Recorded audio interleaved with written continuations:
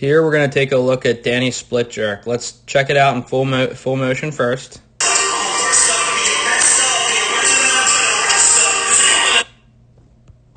So overall, I see a pretty good lift. There's a couple things I want to zero in on here first. Let's look at, as she dips, let's take a look at the elbows. The elbows need to stay in the same position throughout the dip and drive, because when the weight gets heavier, if you drop your elbows, the bar will go a little bit forward and you'll go a little bit forward. So let's look at this. So the elbows drop a little bit. So we want to keep the elbows high throughout the whole time. One correction here is maybe she should drop her elbows a little bit before she dips and drives. So then it'll be a little more natural position, kind of where she ends up. Because with the elbows dipping during the drive, it's going to pull her a little bit forward. Okay, I see that. That's one thing. Another thing, I would have to see a side angle to see this perfectly, but it looks like she's coming forward a little bit too much.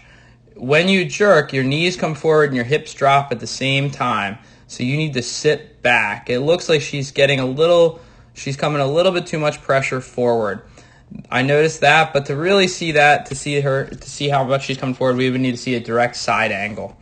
All right, so we speed this up. So the other thing I see is when we go, I really like her split position. Her split position is really good. I like this. The one thing that has to change here that needs to fix technique is the front foot needs to recover first. So here in all three of the reps, Dannie recovers with her back foot first. See that? So you need to recover. So you need to push up on the bar, squeeze, squeeze, squeeze. Then you take a small step with the front foot. And then you take a small step with the back foot, then you can take another step and recover. So if you watch anyone jerks, but overall I like this. It's a really good lift. So elbows have to stay in the same position throughout the dip and drive. They can't drop during the dip.